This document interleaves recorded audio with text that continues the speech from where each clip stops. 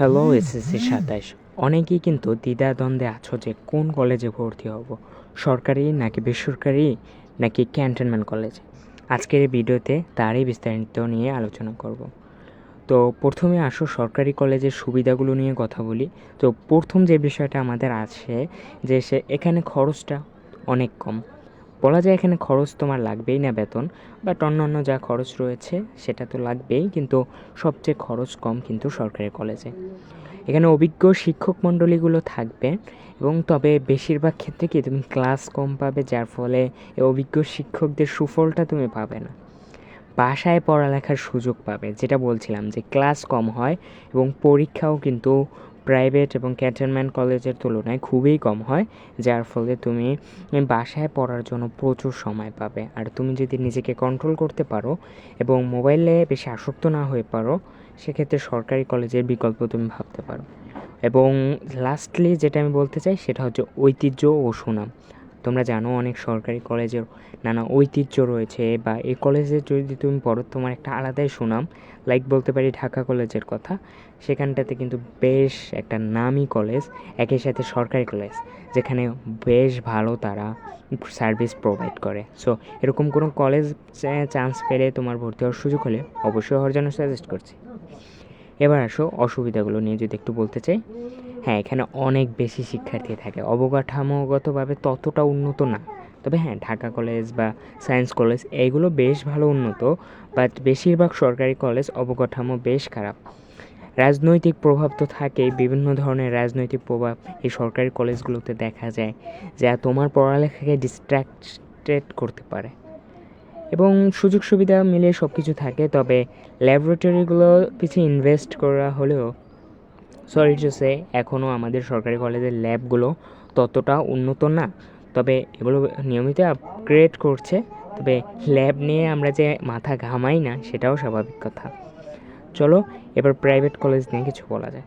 Private কলেজের প্রধান যে বিষয়টা, এখানে আধুনিক সুযোগ সুবিধা সমৃদ্ধ, অর্থাৎ উন্নত ল্যাব থাকবে, কম্পিউটার সুবিধা থাকবে, একটা সমৃদ্ধ লাইব্রেরি থাকবে। বাট তোমার কতটুকু প্রয়োজন হবে সেটাও একটা ডিপেন্ড করে। নিয়মিত ক্লাস ও পরীক্ষা হবে এখানে, ধারাবাহিকতা বজায় রেখে নিয়মিত ক্লাস পরীক্ষা হয়, অনেক বেশি ক্লাস হয়, অনেক বেশি পরীক্ষা হয়, যা তোমাকে অ্যাকচুয়ালি অনেক সময় ডিস্ট্র্যাক্টেড করতে পারে নিজের পড়াটার জন্য। যে তোমার সময়টা প্রয়োজন সেটা নাও পেতে পারো। তবে হ্যাঁ, এখানে কিন্তু কোনো রাজনৈতিক প্রভাব থাকে না। সো সম্পূর্ণ রাজনৈতিক প্রভাবমুক্ত একটা পরিবেশ, যা তোমাকে সামনে এগিয়ে যেতে সাহায্য করবে। এবার আসো বেসরকারি কলেজের কিছু অসুবিধা নিয়ে বলি। সো ফার্স্টলি যে বিষয়টা আছে যে এটা বেশি খরচ, অনেক বেশি খরচ লাগে, এবং কলেজের প্রকারভেদ অনুযায়ী খরচটা অনেক বেশি হয়, আমাদের প্রতি অনেকের অ্যাফোর্ড করাই সম্ভব হয় না। তারপর এখানে যেটা আগেও বলেছি যে বাসায় পড়ার সময়টা কম পাওয়া যায়, এবং এখানে একটা কঠোর রুটিন কিন্তু মেনটেন করতে হয়। এবার আসো বেসরকারি ক্যান্টনমেন্ট কলেজের সুবিধা নিয়ে এগুলো যদি একটু বলতে চাই। এখানে কঠোর নিয়মাবর্তিতা, অর্থাৎ তোমাকে নিয়ম শৃঙ্খলার ভেতরেই থাকতে হবে, যেহেতু ক্যান্টনমেন্ট মানে সেনানিবাস, বুঝতে পারছো। এবং এখানে পড়ালেখার জন্য একটা অত্যন্ত সুশৃঙ্খল ও শান্তিপূর্ণ একটা পরিবেশ থাকবে, এবং সহশিক্ষা কার্যক্রম এখানে মাস্ট। খেলাধুলা, শারীরিক অনুশীলন, এই ক্লাব সেই ক্লাব যা তা ইত্যাদি অনেক কিছুতে ভরা থাকবে ক্যান্টনমেন্ট কলেজগুলো, যা অনেকে সুবিধা হিসেবে নেয়, অনেকে আবার অসুবিধা হিসেবে কাউন্ট করতে পারে। এবার আসো অসুবিধাগুলোও যদি আমি একটু বলতে চাই। খরচ, এই খরচটা কিন্তু প্রাইভেট কলেজ থেকে কম, তবে হ্যাঁ সত্য, এটা সরকারি কলেজ থেকে অনেক বেশি খরচ কিন্তু হয়।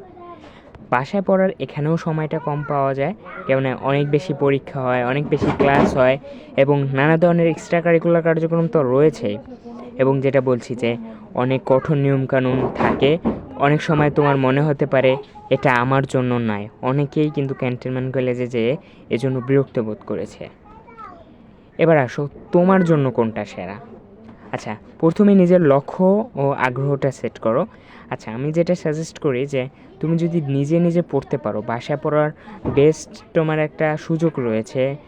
তো সেক্ষেত্রে আমি বলবো যে তোমার পড়ার জন্য, নিজের বাসায় পড়ার জন্য বেশি সময় পাও সেরকম একটা কলেজে সিলেক্ট করো। সেজন্য তুমি অবশ্যই সিলেক্ট করতে পারো সরকারি কলেজ, যেখানে তুমি বাসায় পড়ার জন্য অনেক টাইম পাবে। তবে তুমি যদি নিজের উপর কন্ট্রোল না থাকে, অনেক বেশি মোবাইল ট্যাপ করছো এবং মোবাইল থেকে দূরে থাকতে পারছো না, বা এরকম পরিস্থিতিতে পড়লে কিন্তু তোমাকে প্রাইভেট বা ক্যান্টনমেন্টে যাওয়াকেই আমি সাজেস্ট করব। কেননা সেখানে অনেকটা তোমাকে বাধ্য হয়েই অন্তত পরীক্ষার জন্য হলেও কিছু না কিছু তোমাকে পড়তে হবে, যা তোমাকে কিন্তু এগিয়ে রাখবে। আরেকটা বিষয়, আর্থিক অবস্থার বিষয় আসে। সরকারি কলেজ কিন্তু অনেক সাশ্রয়ী, সেদিকে প্রাইভেট এবং ক্যান্টনমেন্টে কিন্তু তোমার বেশ খরচটা হবে। এবার শেষে আছি, আমাদের চূড়ান্ত একটা পরামর্শ তোমার জন্য থাকছে। তোমার জন্য যে সেরা কলেজ কোনটা, সেটা তোমার ব্যক্তিগত প্রয়োজন ও লক্ষ্যের উপর নির্ভর করে। আমার কমেন্ট বক্সে তোমার মতামত জানাতে পারো, প্রশ্ন করতে পারো, এবং সেখান থেকে তোমাকে আমি উত্তরগুলো দেবো। আর একটা ভালো সিদ্ধান্ত কিন্তু তোমার ভবিষ্যৎকে আরও উজ্জ্বল করতে পারে। সকল এসএসসি সাথে শিক্ষার্থীদের জন্য শুভকামনা জানিয়ে আজকের ভিডিও রেকর্ডিং এখানেই শেষ করছি। ধন্যবাদ।